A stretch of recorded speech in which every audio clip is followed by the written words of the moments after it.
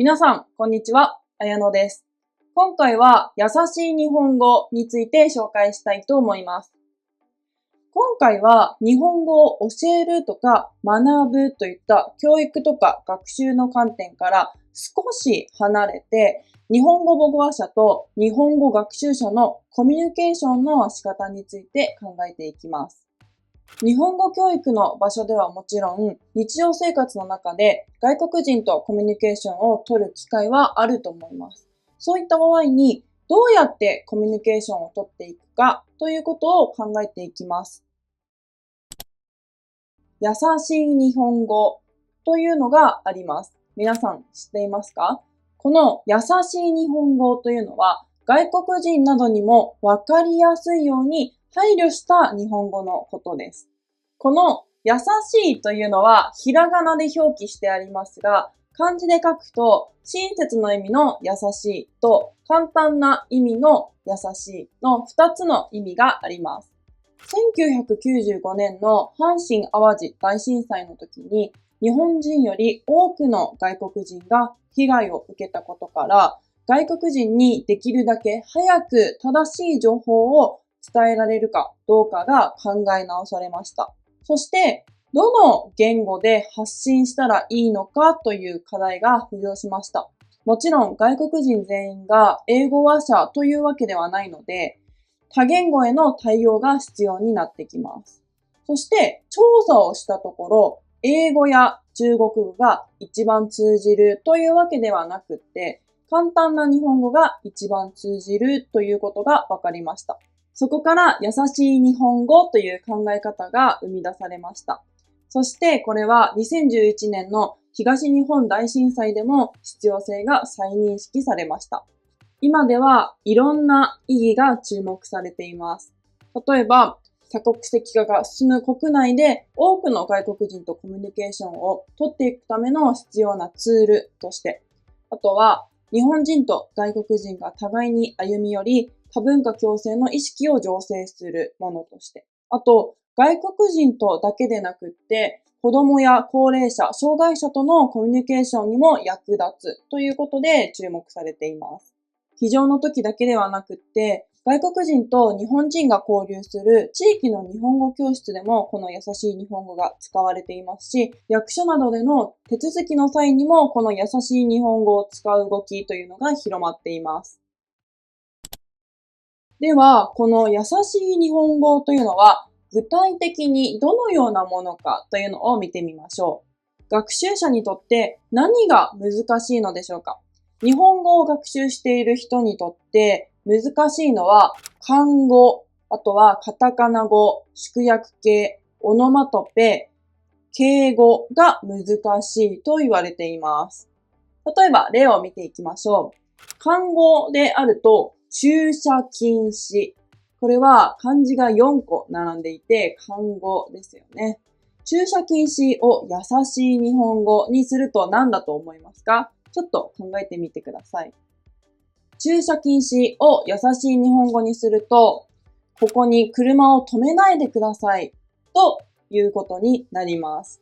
そうですね。駐車禁止というのをもっと簡単な日本語、わかりやすい日本語にすると、ここに車を止めないでください。これは初級の学習者でもよくわかる表現だと思います。そして、日用品。日用品。これはどのようになると思いますか？日用品はいつも使うものというともっと簡単だと思います。いつも使うものでよくわからなかったときは、例えば歯磨き粉、洗剤、ラップなど、ティッシュなどと例を挙げるともっとわかりやすくなります。あとは非常の時の言葉。例えば、高台に避難してください。これは高台も避難も漢語でちょっとわかりづらいと思います。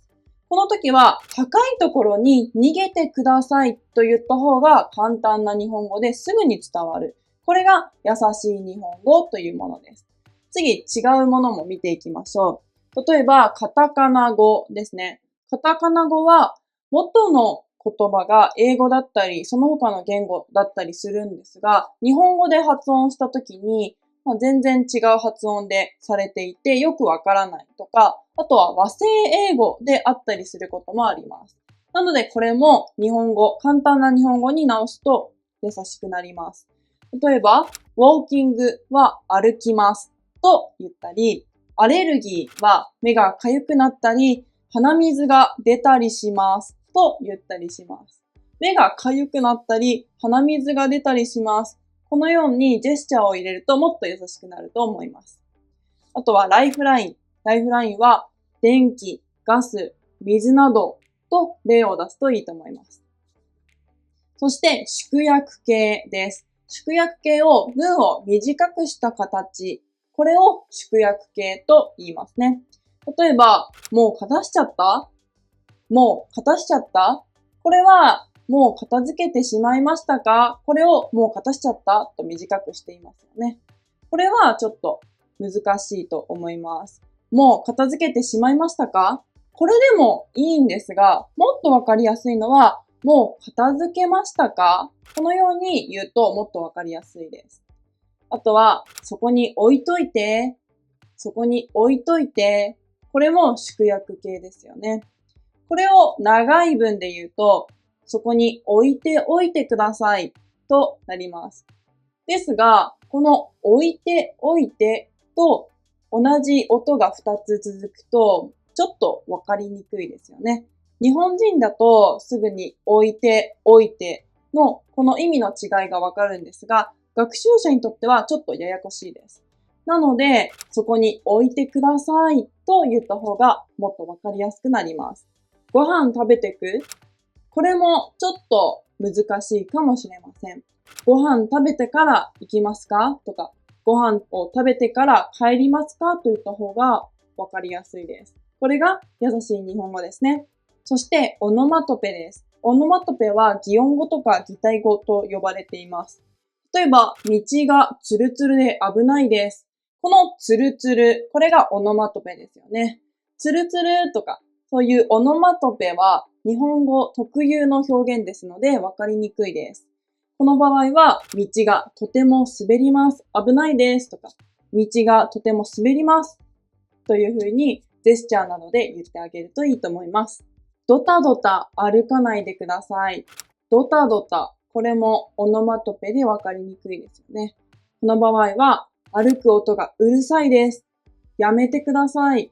このようにはっきりと簡単に言った方が分かりやすいと思います。そして、敬語です。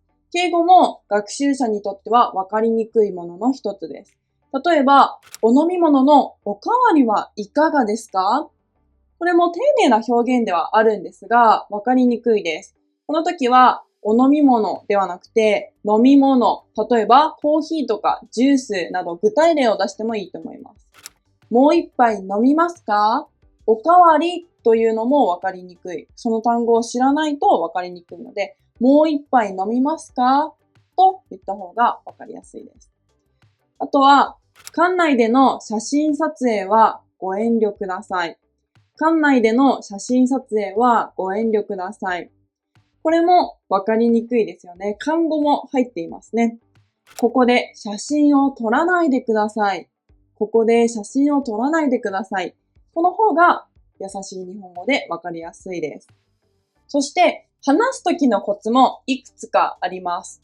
優しくない日本語で話してみます。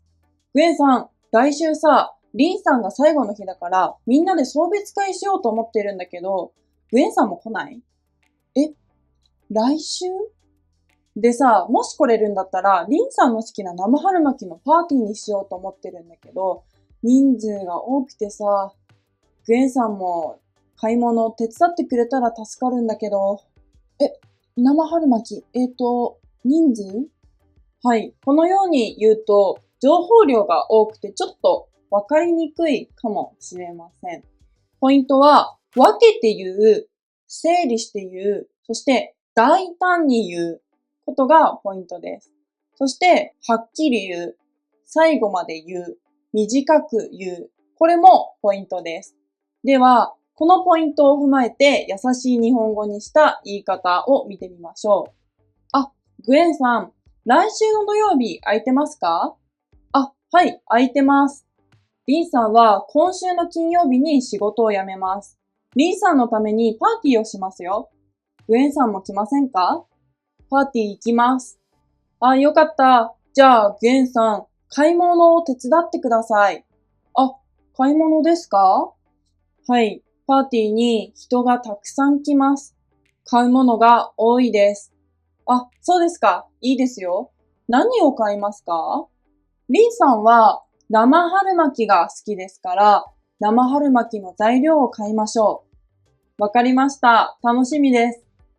このように一文一文を分けて短く言って、そしてお願いするときもはっきりとお願いするといいと思います。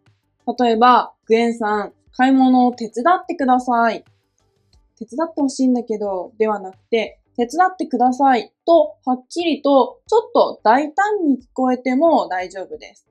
このように、一つ一つ情報を整理しながら、短く言ってあげると、とてもわかりやすいと思います。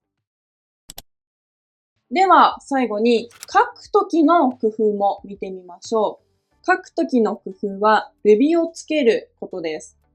全部ひらがなにすると、かえってわかりにくくなることがあります。日本語は同音異義語がとても多いです。なので、全部ひらがなにするよりは、漢字にルビをつけた方がわかりやすいこともあります。あとは、写真やイラストを使うともっとわかりやすくなります。あとは、分かち書き。文節と文節の間に少し間を空けて、この単語の切れ目を分かりやすくする、分かち書きをするともっと分かりやすくなります。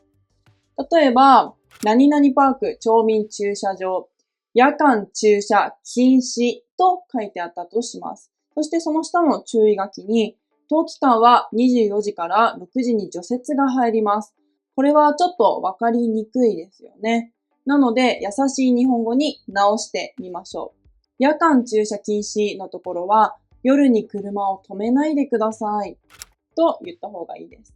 そして、ルビをつけましょう。あと、注意書きのところは、冬期間はのところは、冬はにしましょう。24時から6時、除雪をします。この除雪というのは、雪かきとか、あとはブルドーザーが入って、雪を片付けてくれることなんですが、北海道では除雪という言葉をとても使うので、除雪そのまま載せてしまっています。